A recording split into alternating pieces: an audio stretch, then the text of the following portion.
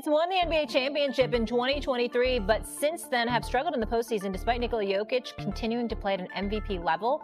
They have not made it back to the Western Conference Finals, suffering back-to-back losses in the second round to the Timberwolves and Thunder. And recently, owner Josh Kroenke floated the possibility of moving Jokic to disaster strike. Take a listen.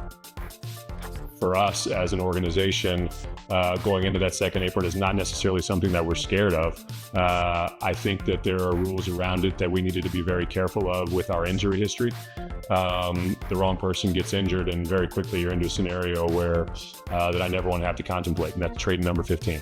And so, we're very conscious of that pushing forward. You guys have obviously been around Nikola. You probably, I would expect, be looking to offer him an extension over the course of this summer.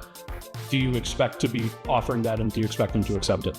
We're definitely going to offer it. I'm not sure if he's going to accept it or not, because we're also going to explain every financial parameter around him signing now versus signing later. Be completely transparent. That's the way we always are. And then he makes the best decision for himself and his family, and we'll support him in it. McMahon, coming to you on this. Do you feel like the Nuggets winning the title?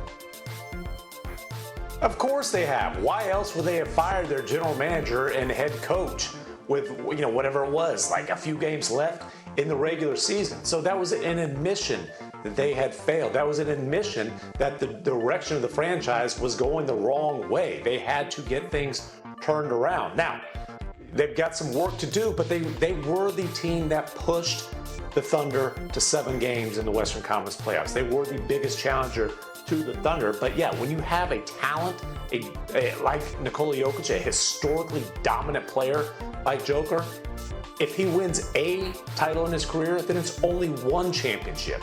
Like Dirk Nowitzki won only one championship in Dallas. That is not squeezing the most out of that level of Hall of Fame talent.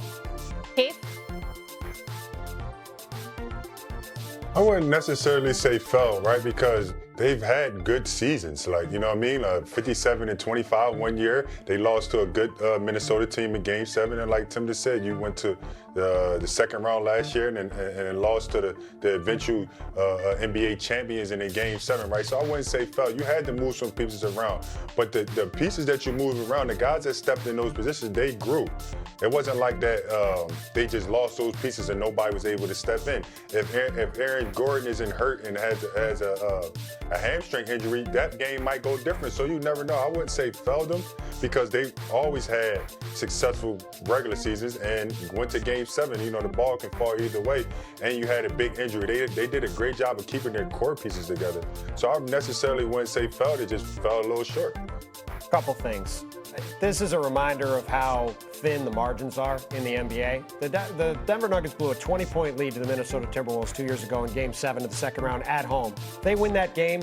They were the team the Celtics always were afraid of last year. I think they repeat as champions. Instead, they lose in the second round. You come back this year, as Keith said, Aaron Gordon gets hurt. You push the Thunder all the way as far as they can go. They're up 8 in the fourth quarter of Game 4 at home. They win that game. I think they go on to win the championship. They do not. The Thunder beat them. The Thunder go on to win the title. So I don't know if I would say they failed because of that, but they did not get to what their objective was, right? Which, again, to Tim's point, Calvin Booth gets fired at the end of the regular season. Michael Malone gets fired at the end of the regular season. Calvin Booth said after they won the first title, they could win 3 or 4 with this group. Well, they haven't got back to the conference finals since. So that is a failure.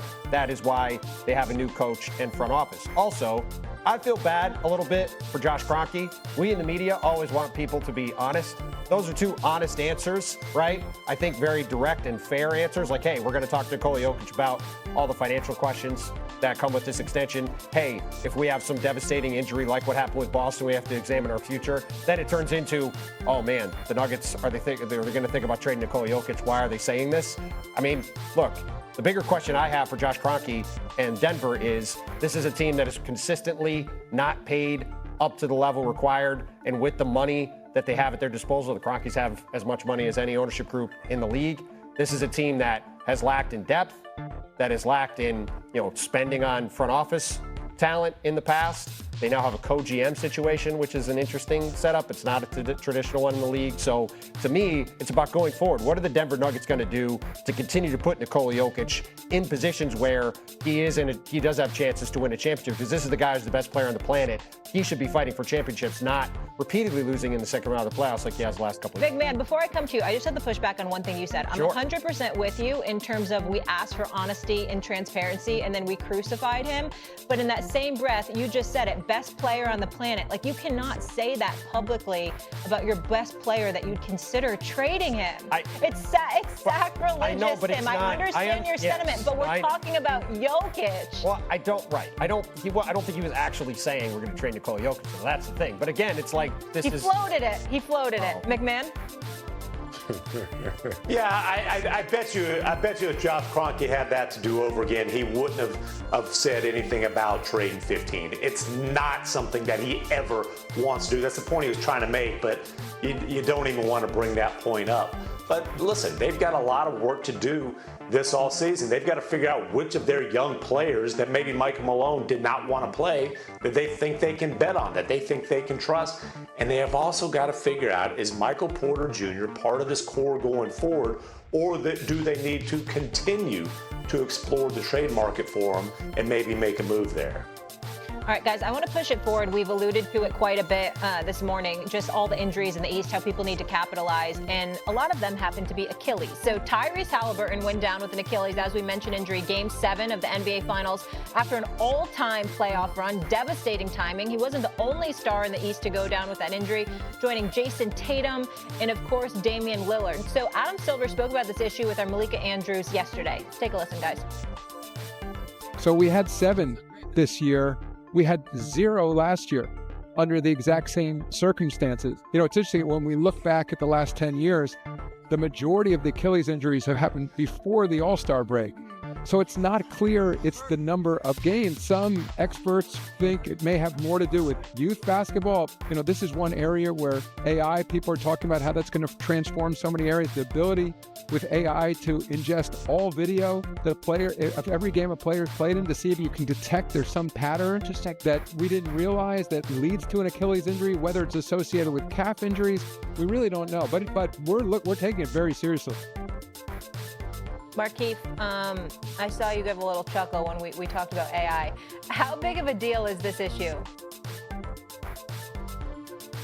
I was chuckling at the AI and the youth basketball thing. I don't really know what that is about, but I mean, it's unfortunate, right? To have 0 last year and to have 7 this year is just a big change. I don't really know what the deal is, but a lot of these guys did have calf injuries. I know Dame was coming off a blood clog in his calf, and Tyrese had come off a strained calf, so you know it kind of leaned right into the Achilles injury. With the rest of the guys, I don't really know, right? So it's just one of those things where it's just unfortunate, if you ask me, because guys go through a long, grueling season, and to have 0 last year and to have 7 this year, it's just, if you asking me, it's an imbalance, and it's just unfortunate. There's not really too many things you can put your number on. We spend so much time talking about players missing games, right? It's one of the biggest topics around the NBA. And to Adam Silver's point, that is what the league is trying to figure out. Why are players getting hurt? Why are players having these Achilles injuries? And not just Achilles injuries, injuries across the board. NBA teams spend so much more time and energy and money